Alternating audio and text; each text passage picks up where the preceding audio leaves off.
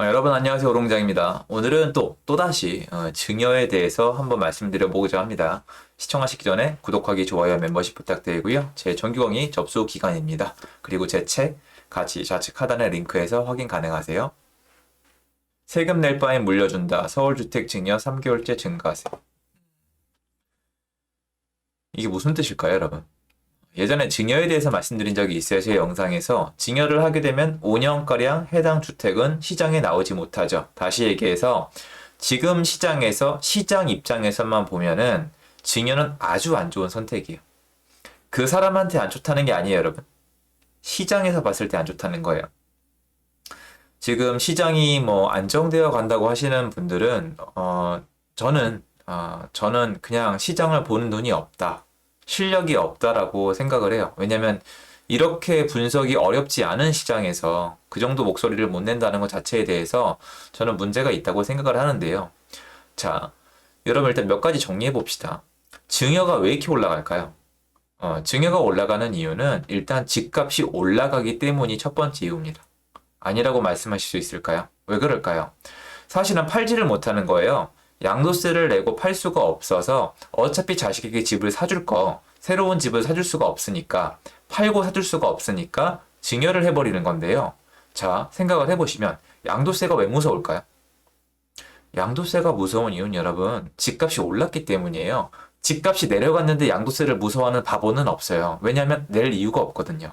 그럼 양도세가 걱정이 되는 건 가격이 올랐기 때문이고, 이걸 피할 길이 없으니까 자녀에게 물려주는 거죠. 즉, 증여를 많이 하는 건 가격이 올라왔고 앞으로도 더 올라갈 가능성이 높다라고 생각하기 때문에 하는 게 맞습니다. 이분들이 맞다는 뜻은 아니에요. 그런데 어쨌건 증여는 그렇게 이루어집니다. 그리고 이 증여가 이루어진 집은 5년가량, 물론 본인의 선택이긴 하지만 5년가량 시장에서 거의 보기 어려워요. 그래서 구축 매물에 대한 공급이 더 줄어듭니다. 시장 입장에선 좋을 게 하나도 없어요.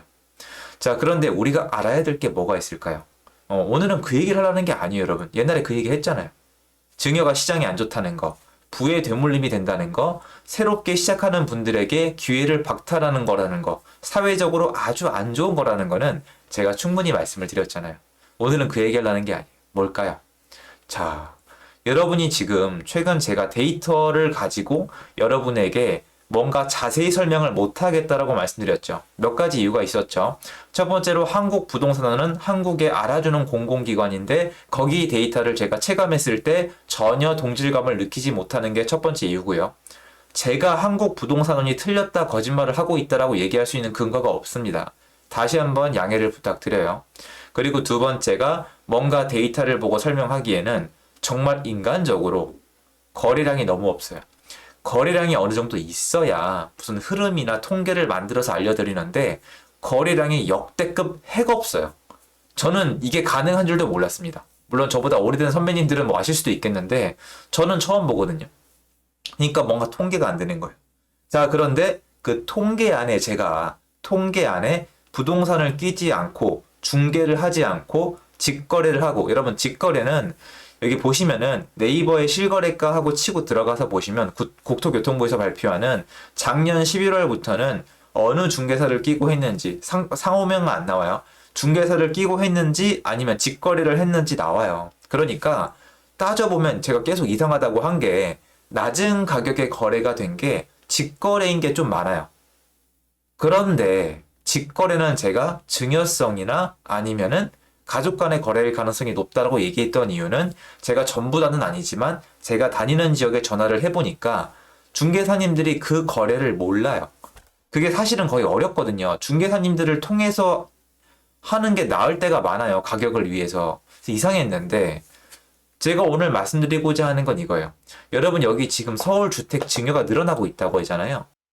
자, 그런데 이 증여는 여러분 실거래가에 뜰까요? 안 뜰까요? 예, 정답은 안 뜹니다. 증여는 실거래가에 뜨지 않아요. 그런데 제가 했던 얘기는 뭘까요?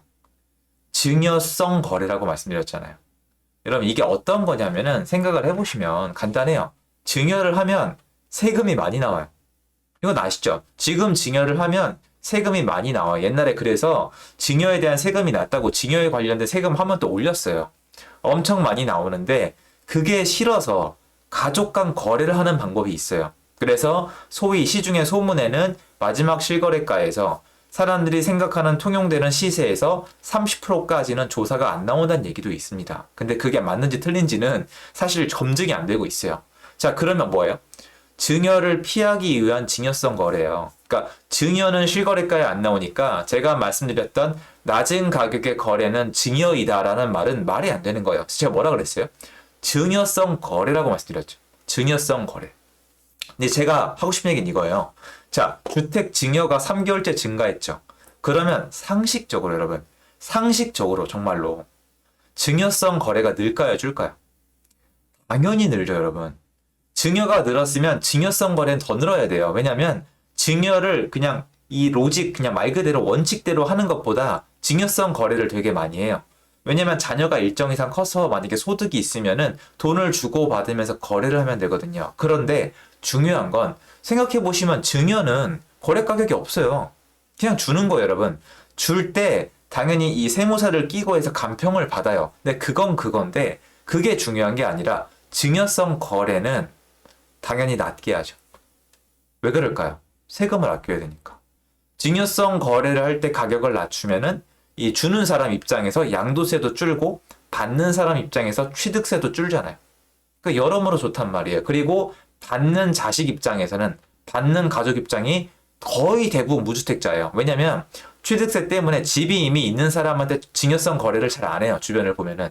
그럼 증여성 거래를 하면 무주택자가 받으니까 낮게 받아도 나중에 비과세를 노릴 수 있다는 걸 알기 때문에 증여성 거래는 낮게 많이 합니다. 그러면 증여가 늘어났는데 그 증여 때문에 실거래가가 낮게 찍혔다는 게 아니라 증여가 늘어나는 것만 봐도 증여성 거래도 같이 늘었다는 건 상식인데 그 증여성 거래가 높게 됐겠냐고요. 낮게 됐겠죠. 제가 얘기하는 건 이거예요. 그러니까 증여가 늘어나면은 시장 왜곡 현상은 더 심해져요. 왜? 증여성 거래도 늘어나기 때문이에요. 증여성 거래 또는 가족 간 거래요. 근데 여러분 이게 지금 제가 말씀드린 거는 제가 증여가 어느 단지에서 몇 개가 되는지 이건 볼 필요가 없이 서울에서 이미 한동안 오래됐어요. 지금 증여가 인천이랑 경기까지 뻗쳐가고 있거든요. 집값이 올라갔으니까. 다시 얘기해서 정리를 쭉 해드리면 집값이 많이 올랐죠. 그런데 자식이나 가족들한테 집은 사줘야 되는데 내가 이걸 팔고 다시 사주려 그러면 세금으로 다 날아가는 거예요. 많이 올랐는데 양도세로 다 날아가니까. 그러니까 증여를 해줍니다. 이것까진 좋아요. 이건 실거래가에 영향을 미치지 않아요. 그런데 증여가 늘었다는 거는 어차피 집을 정상 시장에서 남에게 주고 파는 게 아니라 가족끼리 거래하는 확률과 비율이 올라갔다는 거니까 증여성 거래도 늘어났을 테고 증여성 거래는 무조건 실거래가보다 낮게 했을 확률이 엄청 높아요. 상식적으로. 그런데 그런 거래가 많다는 상식을 봤을 때 실거래가의 견해는 적혀 있거든요. 그런데 지금 당장 증여가 이만큼 늘어나는 걸 봤을 때 증여성 거래가 같이 늘었을 거라는 건 제 말은 정상적인 유추라는 거예요. 그래서 지금 제가 데이터만 보고 시장이 어떻게 됐다고 설명드리는 게 어려운 거예요. 왜냐면 이 직거래 여러분 쭉 살펴보시면 이 직거래 있죠. 중개사를 끼지 않고 한 거래가 원래는 일반 거래랑 가격이 비슷해야 되거든요. 여러분이 생각하시는 중개사를 끼지 않고 하는 거래의 이유는 뭐예요? 복비를 아끼기 위해서죠. 여러분, 복비를 아끼고 싶어서 직거래를 했는데 싸게 팝니까? 8억짜리 집을 7억에 파는데 복비를 아끼려고 8억짜리 집을 7억에 팔아요? 그런 사람은 없어요. 복비를 내고 말죠.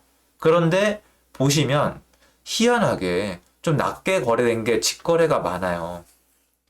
그거를 통계를 내시는 분들이 있을 거예요. 근데 저는 사실 저한테는 별 의미가 없거든요. 전 지금 시장의 어떤 데이터를 분석을 해서 그게 맞네 틀리니 따지기보다는 다음 시장을 준비하기 바쁜 사람이니까요. 그런데 저는 여러분이 이렇게 시장에 증여가 늘었다는 것만 봐도 일단 첫 번째로 증여는 당연히 실거래가에 안 남아요.